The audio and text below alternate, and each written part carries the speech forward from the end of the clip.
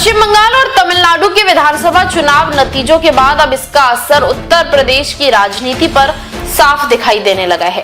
दरअसल समाजवादी पार्टी ने चुनावी रणनीति और कैंपेन मैनेजमेंट से जुड़ी कंपनी आईपैक के साथ अपनी डील खत्म कर दी है। ये वही समझौता था जो कुछ महीने पहले पश्चिम बंगाल की तत्कालीन मुख्यमंत्री ममता बनर्जी की सलाह पर हुआ था, लेकिन बंगाल में टीएमसी और तमिलनाडु में डीएमके के खराब प्रदर्शन के बाद सपा नेतृत्व ने इस साझेदारी पर दोबारा विचार किया और अंततः इसे रद्द करने का फैसला कर लिया है। बताया जा रहा है कि इन दोनों राज्यों में चुनावी हार और रणनीतिक असफलताओं ने इस कंसल्टेंसी की विश्वसनीयता पर सवाल खड़े कर दिए हैं, जिसके बाद समाजवादी पार्टी ने ये बड़ा कदम उठाया है। सूत्रों के अनुसार इन हालिया चुनावों में जिस तरह से टीएमसी और डीएमके को झटका लगा, उसने उत्तर प्रदेश में सपा की रणनीति को भी प्रभावित किया है, खासकर तब जब टीएमसी प्रमुख ममता बनर्जी और डीएमके नेता एमके स्टालिन के प्रदर्शन को लेकर भी पार्टी के भीतर असंतोष देखा गया। इसके अलावा आईपैक से जुड़े कुछ विवादों और ईडी की जांच ने भी इस पूरे मामले को और गंभीर बना दिया है।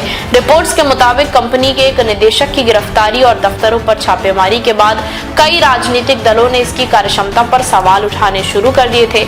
इसी कारण सपा ने अपने चुनावी अभियान को लेकर नई दिशा में जाने का निर्णय किया है। कहा जा रहा है कि ईडी की कार्रवाई के बाद आईपैक की कई गतिविधियां प्रभावित हुई, जिसके चलते पश्चिम बंगाल में इसके कई कार्यालय या तो बंद कर दिए गए या फिर कर्मचारियों की संख्या कम कर दी गई। इससे टीएमसी के साथ भी कंपनी के रिश्तों में तनाव बढ़ा।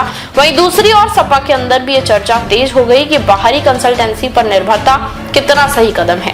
अंततः पार्टी ने समझौते को खत्म करने का फैसला किया और अब वो 2027 के चुनावों को ध्यान में रखते हुए नई रणनीति पर काम कर रही है। सूत्रों के मुताबिक सपा पूरी तरह से चुनावी मैनेजमेंट से पीछे नहीं हट रही है, बल्कि अब वो आईपैक के पूर्व कर्मचारियों से जुड़ी किसी अन्य टीम के साथ काम करने की योजना बना रही है। हालांकि पार्टी के भीतर भी यही चर्चा है कि अब बाहरी सलाहकारों पर कम निर्भर रहकर जमीनी स्तर पर संगठन को मजबूत किया जाए। इस बीच उत्तर प्रदेश में राजनीतिक हलचल और तेज हो गई है, क्योंकि अगले साल विधानसभा चुनाव है।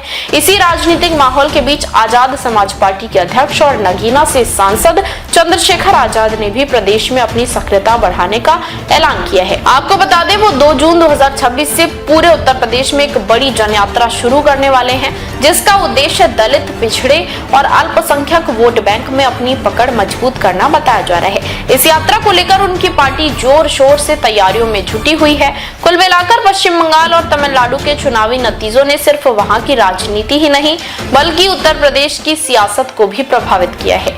आईपैक के साथ सपा की डील खत्म होना और नए राजनीतिक समीकरण बनना इस बात का संकेत है कि आने वाले समय में यूपी की राजनीति में बड़े बदलाव देखने को मिलने वाले हैं। देश विदेश की तमाम बड़ी खबरों के लिए देखते रहें किनी टाइम्स। वीडियो को लाइक करें, चैनल को सब्सक्राइब करना ना भूलें।